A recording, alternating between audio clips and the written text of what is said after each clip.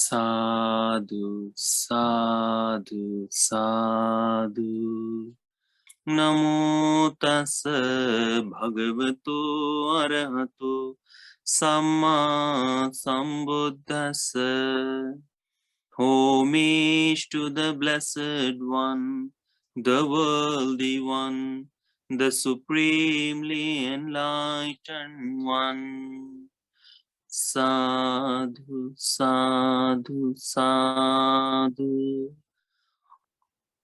Meritorious Dhamma disciples, let's worship to our teacher, Kiribad Bunyanand Bhante.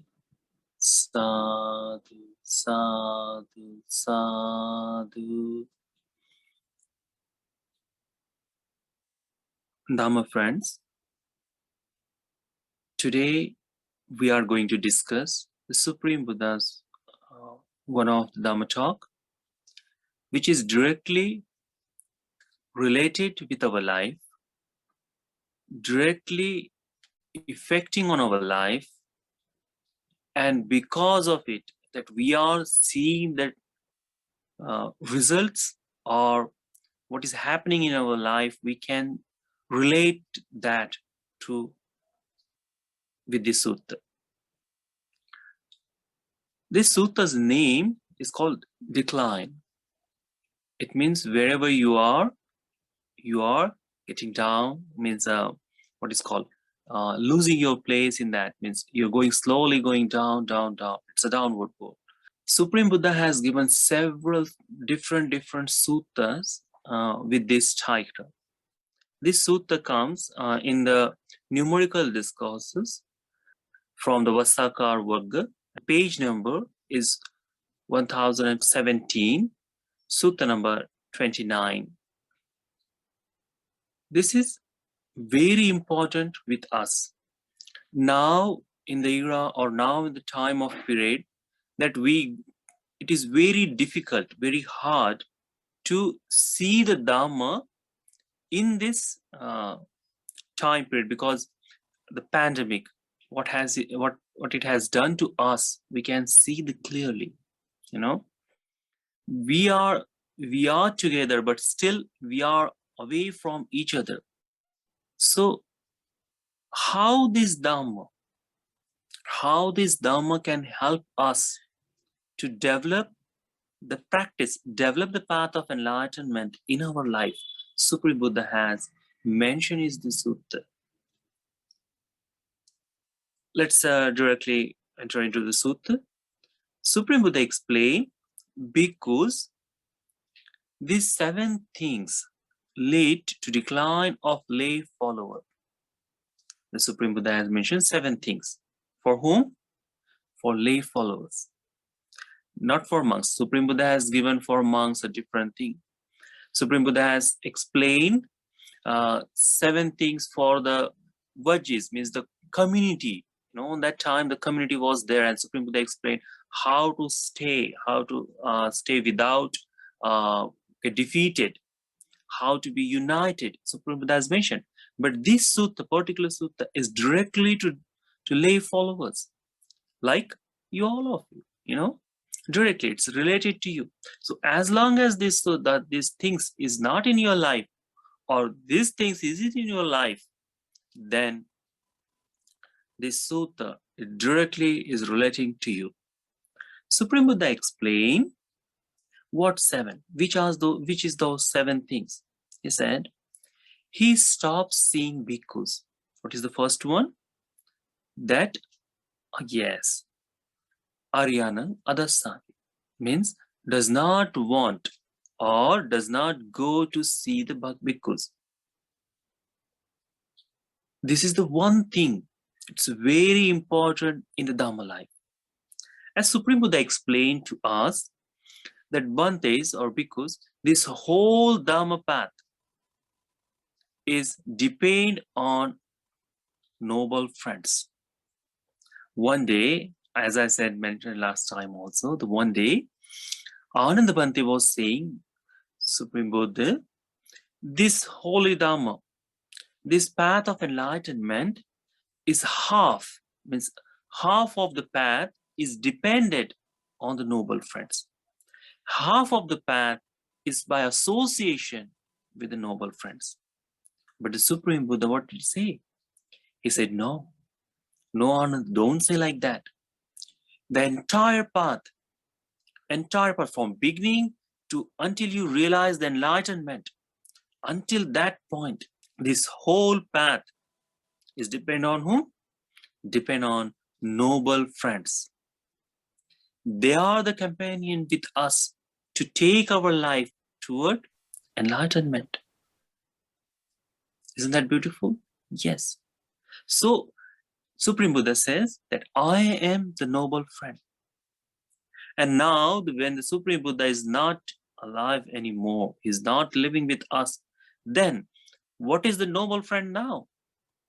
Who is the noble friend now? He's Dhamma. And who teach the Dhamma to us, they are the noble friends. They are the one who teach the Dhamma, not by their own words, not their own experiences. What they teach you? What they teach us, the noble friends? They teach us the direct words of Supreme Buddha. Because Supreme Buddha's words are complete, entirely complete. There is nothing you can take it from there. Nothing you can add there. It's entire path. You can practice from anywhere. Just take the sutta and study it. And you see that what the Supreme Buddha has mentioned for enlightenment, everything has, as it is, if someone is working, then that person is definitely going to walk on the path of enlightenment. There is no route or there is no shortcuts. There is no divergence in Supreme Buddha's words. Supreme Buddha explained, this thing happened in this sequence. And it happens. If any person is telling by his own experience, he may add some shortcuts in that. But Supreme Buddha did not give. Because those shortcuts will be that person's, not the Supreme Buddha's. So the Supreme Buddha explained, I am the noble friend. Supreme Buddha himself was a noble friend. So Supreme Buddha explained that when the person stops to seeing the noble friends, that is the first reason to decline in the Dhamma. There was a beautiful Dhamma talk, one of the in Majjhima Nikaya.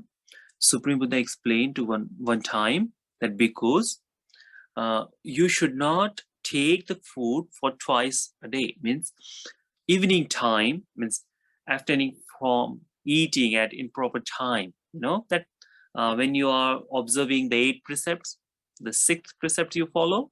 Yes. So Supreme Buddha made that rule very far, means a long time later, not beginning time, means when the Dhamma was there, he did not give immediately.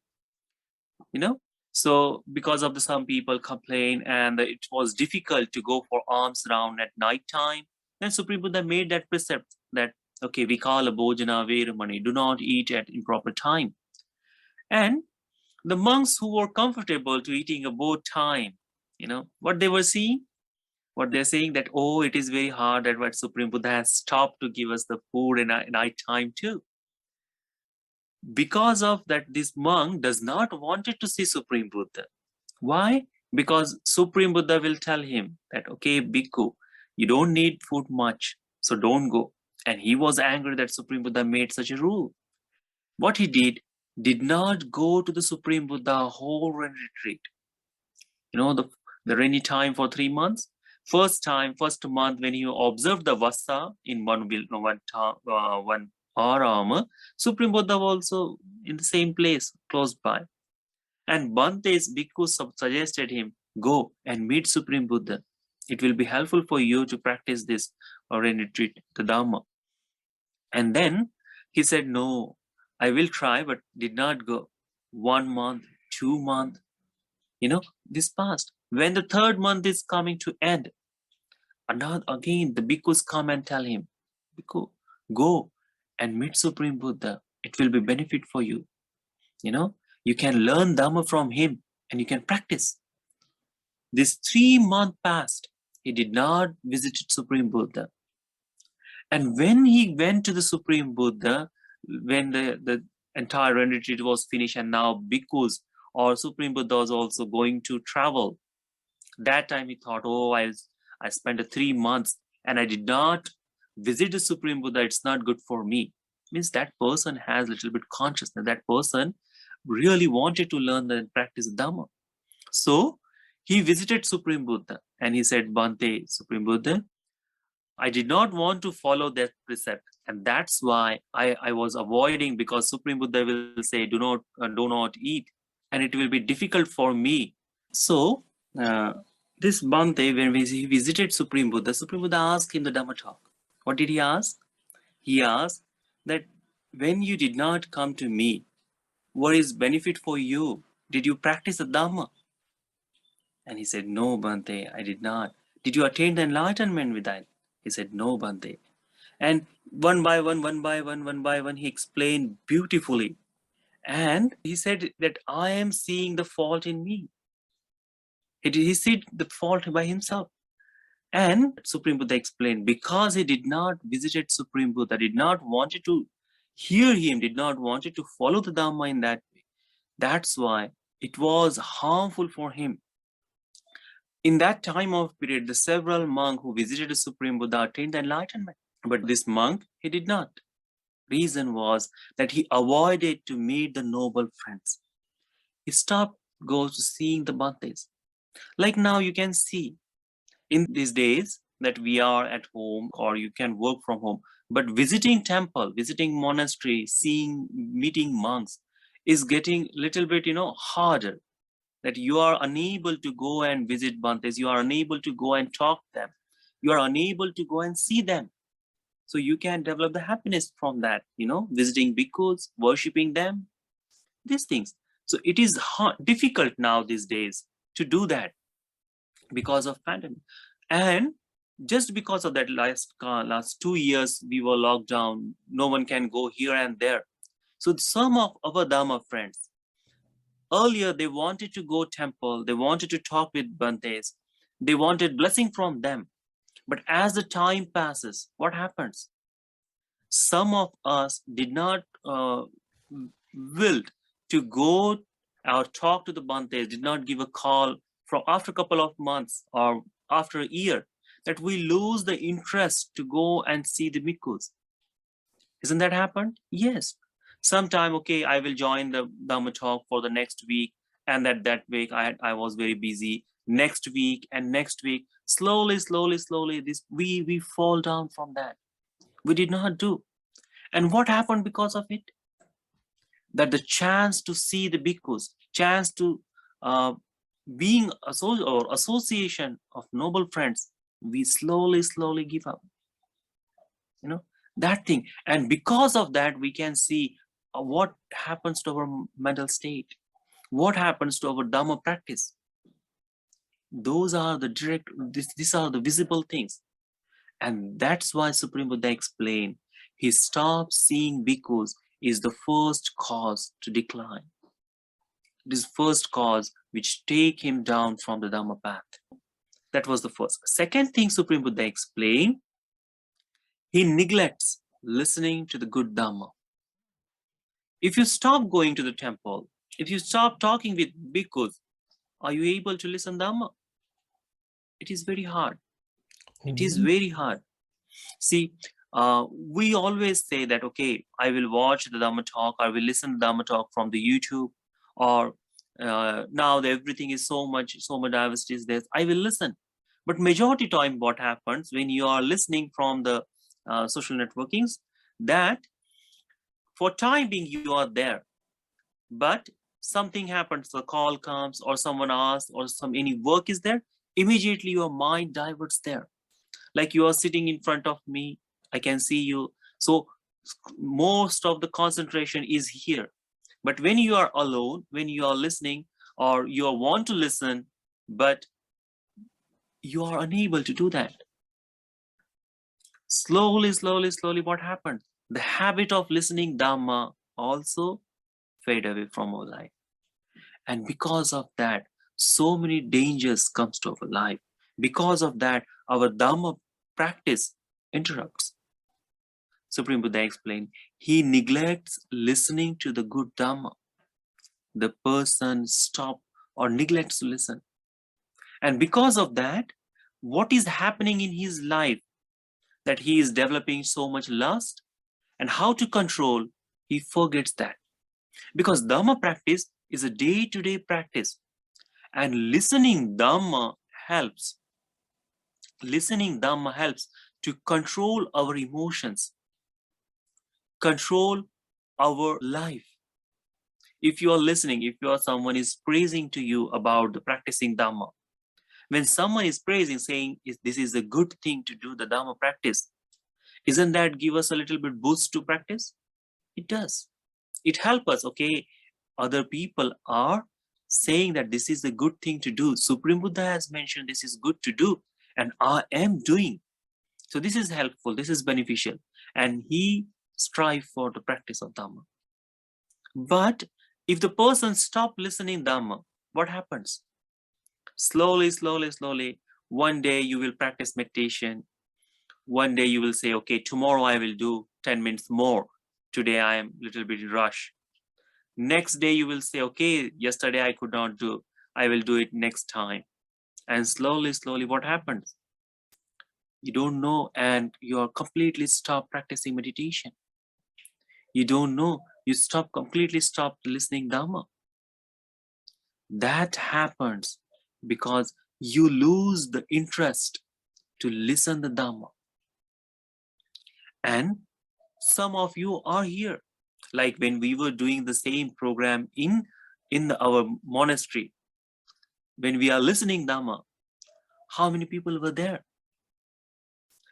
How we were feeling on that time? Is it the same interest we still hold in our day-to-day life now to listen toward Dhamma? For us, yes, some of us is interested to listen Dhamma, doesn't matter wherever we are.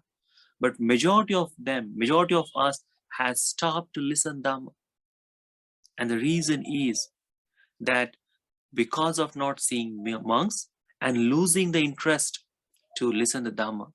And that is one of the danger for the lay life. Supreme Buddha explained, neglecting listening to the Dhamma is a cause for decline of that lay disciple. Then Supreme Buddha explained, because of these two reasons is happening constantly. These are all connected in one way. You can say this on separately also, but the person who listens, visit the monks time to time, because Supreme Buddha always prays, practice the virtue, listen Dhamma, practice virtue, practice meditation, and complete the path. If you are not visiting Supreme Buddha, you are not visiting the disciple of Supreme Buddha or the monks, then it will be very hard for you to concentrate on Dhamma. You will not listen to Dhamma. And if you are not listening Dhamma, then what will happen? Your virtual behavior, your 5 precepts or the higher precepts, slowly, they will also go away. Like you're working from home and you will say, okay, I am here. Or immediately you're doing something else and you will lie for that. If you are doing some work and you want to get the leave on that day, you will make the any excuse for that. And what will happen? Your precept will break. Slowly, you won't know who the person you are becoming now. And that is also danger for lay life. The person who visit the noble friends, because of the association, because of this practice, this person trains himself in the higher virtuous behavior. So the Buddha explained, he does not train in higher virtuous behavior. That is the reason for decline in this lay follower's life. Earlier time that we had the whole day program. And in the whole day program, what we did, that we observe the 8 precepts. Are we taking the 8 precepts in the same way every time? Sometimes it's become difficult. Some of the earlier time that several people were participating in us, and now they are not. So the happiness which come from the 8 precepts, happiness which come from the for practicing precepts, are we seeing the same thing in now? For some of us, yes, we may be. But for some of us who left the program, who left the monastery, for them, it's not. It's not.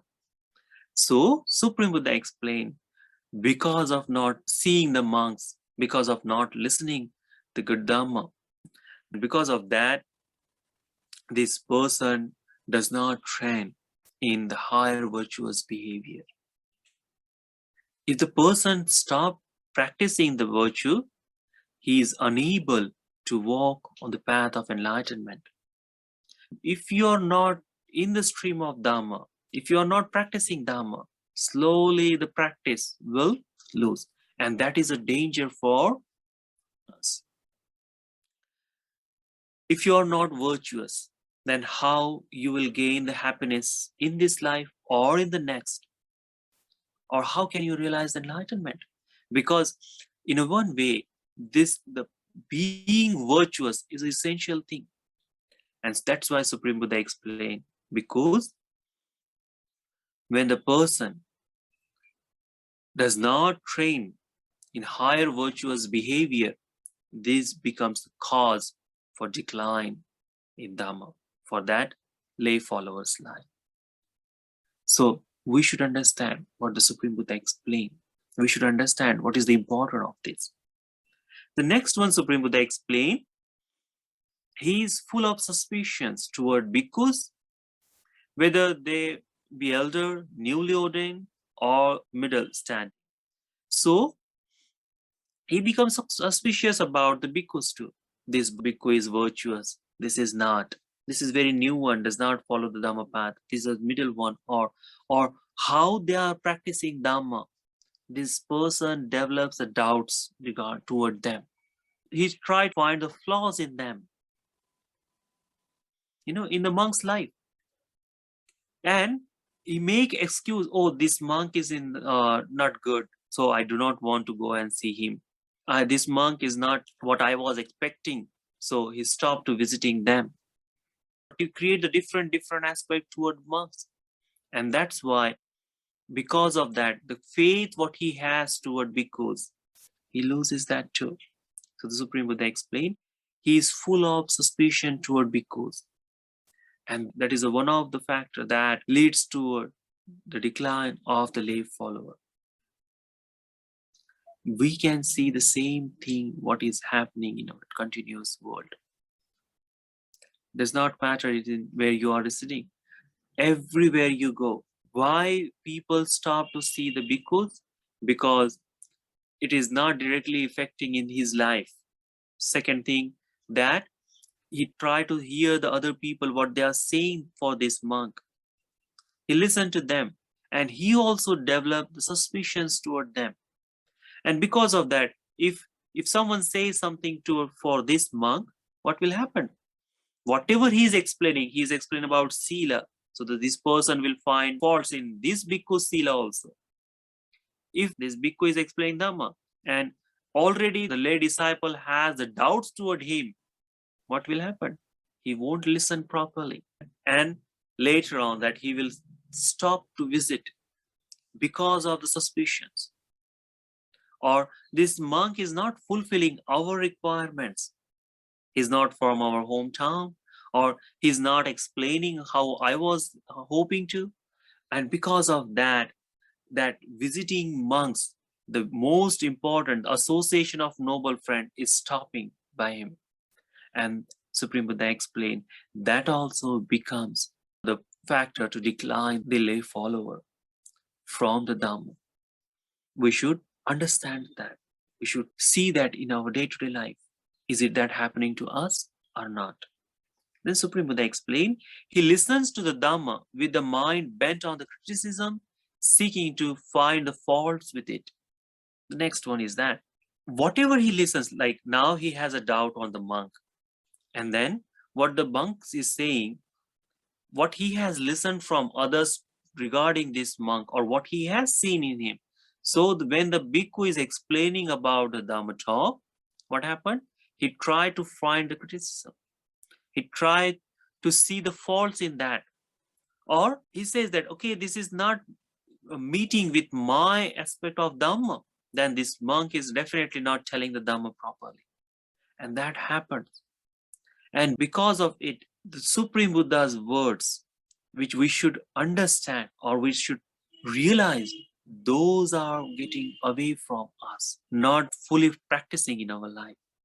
We can see now I'm in here every time, because Indian people does not have much Dhamma talk in their life. Anytime or every time you say some particular words or explain about the certain things of Dhamma, immediately their mind try to deny those things. Oh, no, no, no, no, Supreme Buddha did not say.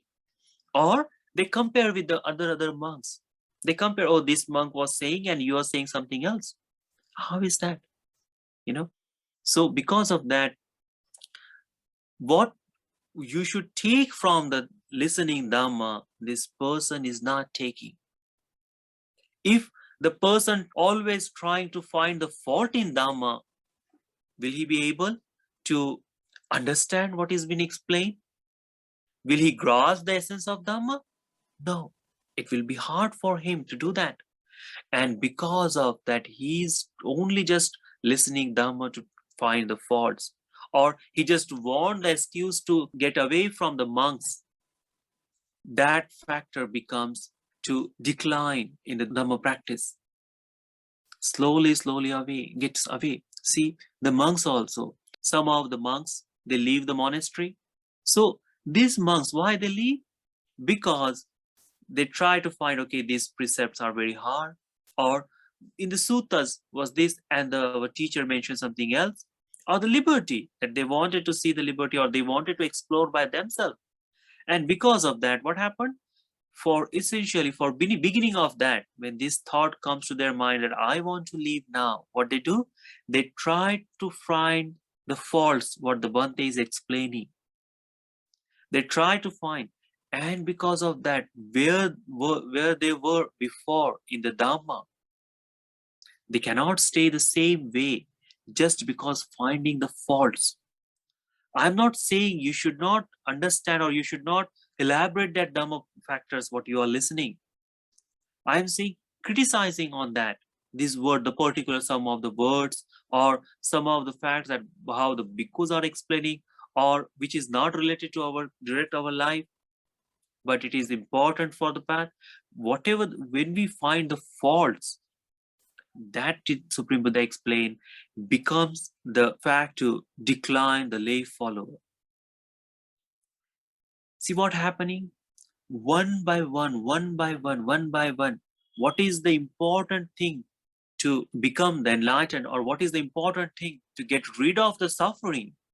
What the path Supreme Buddha explained, one by one, this lay follower is having these things in his life. He is not getting toward to end of suffering, but to getting away from the happiness. Again, the most suffering he's causing in his life. And that's why Supreme Buddha explained, because these things lead to decline of lay followers. These are the things. Next one, Supreme Buddha explained, he seeks a person worthy of offering among outsiders. So when you are practicing Dhamma, always the generosity is praised by Supreme Buddha, praised by the wise people. So when the person is following the path, automatically this person becomes humble and he wants to do some generosity. Whatever he offers that. And he rejoices in that generosity that Supreme Buddha explained. The generosity brings happiness. And he can see himself that, yes, this generosity is making me happy. But when he tried to see the faults in Dhamma, what happened? The faith of him toward this particular monk or the monastery, it fades away. And because of that, he tried to seek someone else that who are more virtuous of that. There is a beautiful story regarding this. In Supreme Buddha's time of period, one Brahmin heard that, okay, that Dhamma explained we should practice generosity. This Brahmin, he heard that in Dhamma, explains that offering is good to the bhikkhus. So he visited the temple, he visited the monastery, and he asked Bante, I need 4 monks who can come to my home and they can have the food. So he invited them at their home. When the time came, the 4 younger monks, very newly ordained, they visited to his house. He invited 4 monks, 4 bhikkhus, and 4 bhikkhus went to his house. When he saw that, okay, I invited the monks, and this small younger monks has come to my house. What happened to his mind? He was thinking, okay, I wanted the benefits I won't get by offering of that. So he visited again to the temple and he said, I need the Bante, I need the monk who can accept the offering. So when the Sariputta Bante listens that, he also visited to his house. And that time, he saw the 4 monks is already sitting inside. The younger monk, but they were enlightened. They have escaped all the suffering. They were enlightened, but they were very young, like 7 years, 8 years, 10 years of kind of age. They were enlightened. But this person wasn't satisfied to give the food to the kids, or the younger one. He was thinking, okay, they ordained today. They don't know the Dhamma. They are not practicing. And the Anuttaro Punya Ketang, these 4 monks were capable to accept everything because they were enlightened. And the 4 monks were there. They are able to accept. But this person wasn't satisfied on that. He invited another bhikkhu, and another bhikkhu was a Sariputta Bante. He visited to his house and saw the 4 people are sufficient to accept the offering as a Sangha. And these 4 people are enlightened. So no need for another monks to have. And Sariputta Bante went back to the temple, did not visit his house. He saw that there are sufficient people to accept the offering. This person was hoping that, okay, another bhikkhu will come, but did not. And he thought, okay, these kids I'm offering, it won't give me the more benefits. Let's me bring another. So they asked another Brahmin to his house. This person asked someone else that who is doing the pujas or who's doing the chantings and everything. They asked him to come to that house. And these 4 enlightened monks and this one common person was there, the Brahmin. What happened? He offered the dana. But how?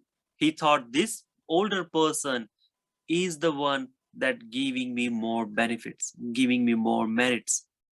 So when the person changed the perspective of Dhamma, he's become suspicious toward the monks who are younger, elder, or middle. He's become suspicious. Okay, they are worthy of offering or not?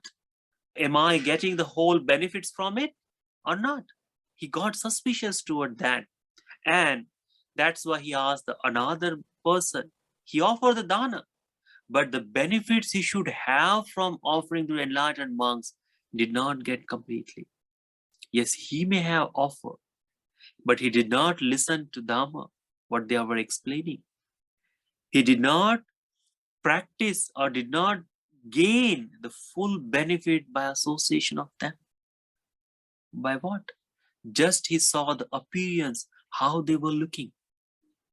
And he chose the opportunity to gain the merit, the marvelous merit, what he can accumulate. He has given up by offering to another person in the whole respect, with the full respect. See how these things happen. Supreme Buddha explained, he seeks a person worthy of offering among outsiders. And because of that, that factor becomes the decline of the lay followership. This is the reason. He was seeking outside. He was finding someone outside of Dhamma who can take the offering. Supreme Buddha explained, Anuttarang Punya Khetang, the marvelous field in this world which gives us the merits is the Savaka Sangha. And that's why when the Sariputta Bhante visited this person's house, he saw there are 4 enlightened monks who are completely capable to accept anything by the name of bhikkhus. But this lay follower did not know that. And that is one thing Supreme Buddha explained becomes the cause of decline. The last one Supreme Buddha explained, he first does the meritorious deeds there. So see what happened? He found the monks, 4 monks for his home, and they were very young, but he invited another older guy, older person who does all the chantings and everything outside. Rituals in India, how we do? Yes, he find out some person like that to do. And how he did? He offered the food to him first. He worshiped him first. He bowed to him first. And those meritorious actions, where he did first? In that side. Does it give him the more benefits? No. Supreme Buddha explained that also thing is for disciple to decline in lay life. Are these factors are in our life or not? These are because of one by one. You see, like I'm also in monastery for a long time. You are also participants of the monastery in long time. Several people you have seen who joined to our monastery. Several people you see, they come and visit, who are having these things in their life that not intention or does not want to see bhikkhus or stop to seeing bhikkhus. They neglect to listening good dhamma. They does not want to train the virtuous behavior. They become suspicious toward monks.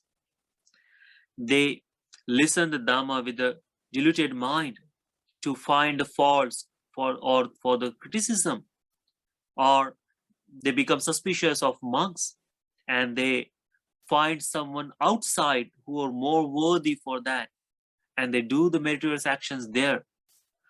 Can you see those people with us today? No. They come from time, for time being, they try to find out that what is happening in the monastery, but they did not understand completely that what is the reason behind this. And that's why the person falls down or fall back by practicing the Dhamma, because these factors is in his life or her life. Supreme Buddha explained, these 7 things leads to decline of the lay follower. These things, Supreme Buddha explained, and those are visible to our day-to-day life. We can see the people on same way. Then Supreme Buddha explained, because these 7 things lead to non-decline of the lay followers. Non-decline to lay followers. What 7? He does not stop seeing bhikkhus. Continuously, whatever that happens, always go to visit bhikkhu. Last time we talked, what are the times to see the bhikkhus? Relate them to this particular Dhamma talk. Those are when the anger is arising in us, the hatred is arising in us, the delusion is having there. We are very difficult to practice the virtue. If we stop to see the monks, what will happen? Our good practice of Dhamma won't be the same as we were expecting. That's why Supreme Buddha explained, if the lay disciple is continuously visiting monk, listening to him or talking with him constantly, what will happen? The state of him, his or her, in the Dhamma will stay as it is. It will be beneficial for this person to do. So the Supreme Buddha explained, that becomes the fact for non-decline. See that in the corona time of period, in this pandemic, who were with the monastery, they are still practicing the Dhamma in the same way. But who are away from the monks, who did not find the importance in this pandemic to be associated with monks, what happened to them? We do not have to mention that. We can see the result in the society by your own eyes. So the Supreme Buddha explained, as you are continuously a participant of that, that's why you are still in the Dhamma. That's why you are practicing Dhamma. And that's why you are developing Dhamma practice continuously, one by one, one by one, one by one. You are still striving in the Dhamma. Supreme Buddha explained, because this person does not stop seeing bhikkhus, that becomes non-decline thing for him. Then Supreme Buddha explained that, second thing, if he does not stop visiting bhikkhus, then he did not stop listening Dhamma. So the Dhamma is there continuously. He's listening all the time. All the time he's listening in how?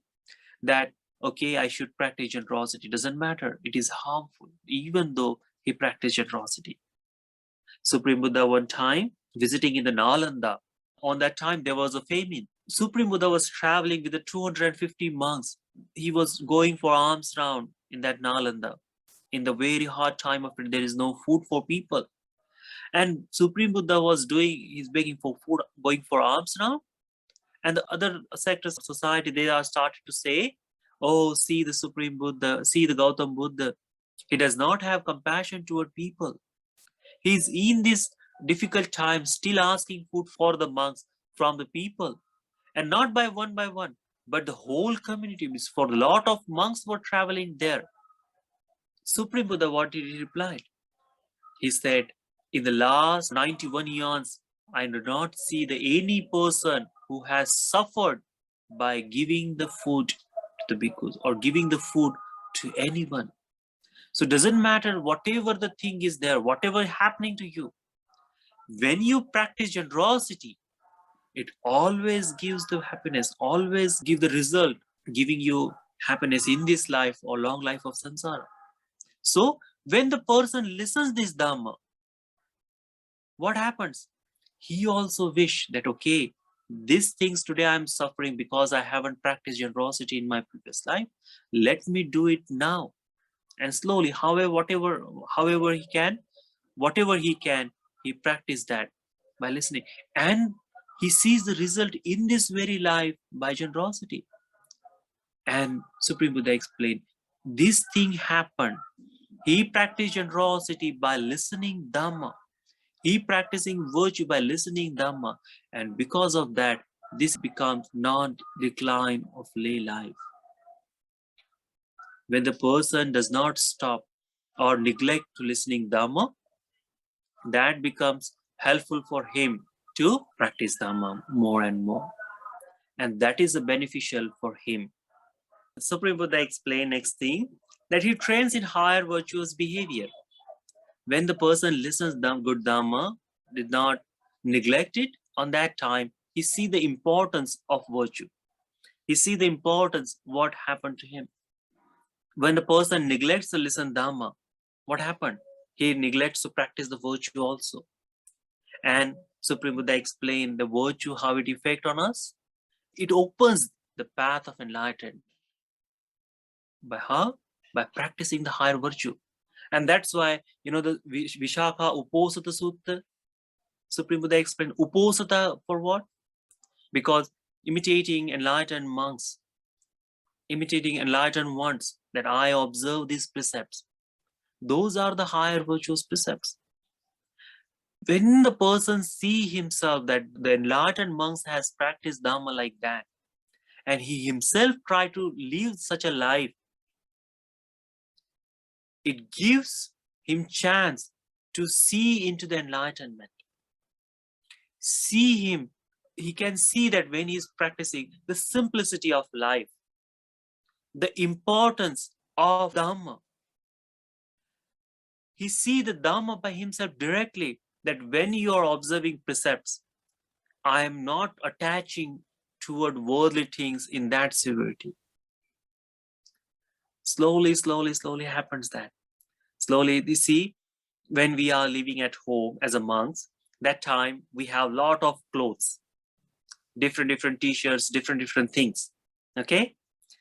And now we have to wear only one robe, one cloth, okay? But for earlier time, for the beginning, it becomes, when we are enthusiastic, that, okay, this is a good thing to wear. But with the time, we don't see any variety in that. We don't have the huge, what it called the cupboard for that, so many wardrobes. We don't have that.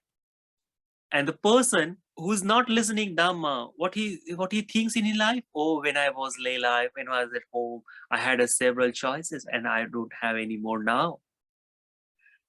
But if he listens Dhamma carefully, if he sees that, and then he sees that what is the importance of virtue, he said, okay, those are not important things. And he sees that how he suffered because of them, it's expensive, he has to spend, anything happened, that now when he is living in the simplicity life, he sees, okay, it's very fine. You can live on the simple clothes. You can, and you don't have to worry a lot. So he sees that benefit of the virtue also in a one way. I'm not saying you should do the same thing. I'm just giving the example of that, okay?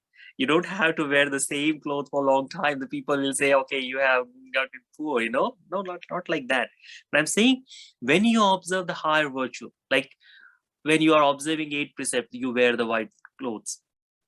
So you are conscious about that. You don't have to worry about how your makeup is looking now, how you are looking, or the choices on that time. You live the simple life on that day. Supreme Buddha explained, when the person establish himself on the higher virtuous behavior, that thing help him to develop Dhamma more and more. That thing helps. And because he trains in the higher virtuous behavior, that becomes the factor of non-decline in this lay disciple's life. When he's practicing Dhamma properly, when he's listening Dhamma properly, he visiting bhikkhus, he sees that time, what he says, he is full of confidence in bhikkhus. So we went refuge to Triple Gem. What was the refuge? That I go refuge to Supreme Buddha. What does mean the refuge? That I am coming towards Supreme Buddha, that I want to get rid of this suffering. I want liberation. And the path which explained in that is given by Sutta, now by explaining by monks. So he went with the confidence, if I visited bhikkhus, I will get to listen the proper Dhamma words of Supreme Buddha. And by listening the words, I will be following the Dhamma. I will be realizing the enlightenment by that. He does not have any doubts toward younger monks or older monks or middle monks. He does not have that differences in monk's life. He sees them all equal. And he listened, very eager to listen Dhamma from anyone who is explaining Dhamma. It's not something like, sometimes you see that when the very young monk is there, for first couple of days we think, okay, it's good. But with the time that senior monk is there, okay, when the senior monk is there, I should go and listen only from him, not from younger monk. This happened in Sri Lanka also, when the senior monk is there, when not senior, by visibly, if he's the older one, looking older, then the people goes, okay, he knows more, and he goes and talk with him. The outside appearance, it affects. But when the person is with the confidence, the bhikkhus are practicing Dhamma, and they can explain me the Supreme Buddha's word. So he did not differentiate it with the people in different ages. He just see that Dhamma is there. He see they are practicing path, and he developed the confidence for all the bhikkhus, all the sangha. Then he does not listen Dhamma with the mind that is bent to the criticism and for fault. He did not do that thing. He listens carefully. Supreme Buddha's time, that the Bahya Daruchari was there. He was traveling for long journey. He took the long journey to visit the Supreme Buddha. And Supreme Buddha only explained a couple of things to him. And immediately when he rose up, he became enlightened. From that, only couple of words. We are also listening the same thing for a long time. Are we having the same realization? No. Reason is that because we do not have that much sufficient merits to do that. And this next one is that always we find in our back of our mind has a little bit doubt. How this thing is going to happen? Or I heard somewhere else, this is the things, and one day is explaining something else. those doubts and criticism is there.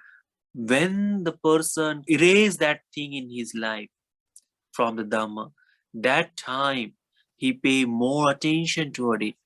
When someone is paying more attention, then his path of practice is safer. And that's what Supreme Buddha explained. When the person listens to Dhamma with mind that is not bent on criticism, not seeking the faults with it, that becomes the thing lead to the non-decline of lay follower. Then Supreme Buddha explained, he does not seek person worthy of offering outside. When he is listening Dhamma properly, he sees all the qualities in Sangha. He understands the qualities of Sangha and he offers there. He did not try to find out, let me find someone else higher than that. Even someone is showing the psychic powers outside of Sangha. Even that, now we see that if someone is showing the psychic power or a little bit of, beyond the human capability, we get immediately interested. We see, okay, but because are not doing, and these people are doing the same thing, they are better than that. But who sees the Dhamma does not have that intention. Who really understands the Dhamma does not waver in such a psychic powers. He understands the importance of Sangha, because there were several people in the Supreme Buddha's time who were showing psychic power, but none of them were equal to the Sangha. There are beautiful words of Sangha that whatever the Sangha or Ganava in this world, whatever the committees are there, whatever the societies are there, the Supreme Buddha's Sangha community is higher than all of them. Because in this Sangha, the enlightened monks are sit. In this Sangha, the Anagami, the non-returner exist. In this Sangha, the once returner exist. In this Sangha, the stream enterer exist. In this Sangha, the Dhamma follower exists. In this Sangha, the faith follower exists. These are all things exist in Sangha. And because of that, he does not find or seek the person worthy of offering outside of Sangha. Because wherever you cannot find the person who are part of the Noble Eightfold Path, part of this means bigger than the Sangha, you cannot. There is a beautiful Dhamma talk called Dakkhina Vibhanga Sutta. You have learned that Sutta. Understand it. If you find the time, read again. Read and see who is equal to the Sangha. No one. No one is equal to the Sangha. And the noble disciple understands that completely. And because of that, he does not seek person worthy of offering amongst outside, and that becomes a thing for non-decline for this lay follower. Then Supreme Buddha explained, he first does meritorious deed here. Whatever he gained, he visit first to the monastery and offer there. Whatever he enjoys in his life, the first things he do with the Sangha. He does all the meritorious things in the Sangha. And that become fact for non-decline. Isn't that beautiful? Isn't that marvelous? One by one, you can see this, all the facts. Who is having these factors in their life, they are still on ground of the Dhamma. But one of them, the person has left where they are, you can see in this pandemic time. You guys had a huge community of the people. And now, how many we are here? The reason is, I'm not saying they are all they have left, but slowly, if you are not continuously practicing, slowly, that we are getting away from the Dhamma. Slowly. And we don't know when we stop to participate in the practice. Earlier time, we were practicing meditation beautifully. But now, slowly we have given. I'm not saying about you, but I'm saying about those who does not have these factors in their life. But the people who has these 7 things, that they are wishing to go to visit the Bhantes, they are listening their Dhamma, they are training in the higher virtuous behavior, they are not, they're developing confidence on the bhikkhus, they are listening Dhamma to realize, not to criticize, they are offering the dana, or they are not seeking person outside, they are doing all the meritorious deeds in this Sangha or in here, in the Dhamma, in the Supreme Buddha dispensation. Those people, you can see they are still growing in the path of Dhamma. You can still see the growth of the Dhamma life. That thing Supreme Buddha explained about the decline of the lay people. If we have that, then we are practicing the path. So contemplate in your life, or investigate in your life. Am I having these things in continuously? Like Supreme Buddha explained for monks, the Dasa Dhamma Sutta, the 10 things that monk should practice or see every day in his life, that where he is, how he is practicing Dhamma, about his virtue, about his meditation. These are 10 things the Supreme Buddha explained for monks. Same way you can do the same thing. Every day, think in your mind, is my mind is humble toward Bhaktis? Am I still interested to visit bhikkhus? Continuously, you are. Definitely you are interested. That's why you are here.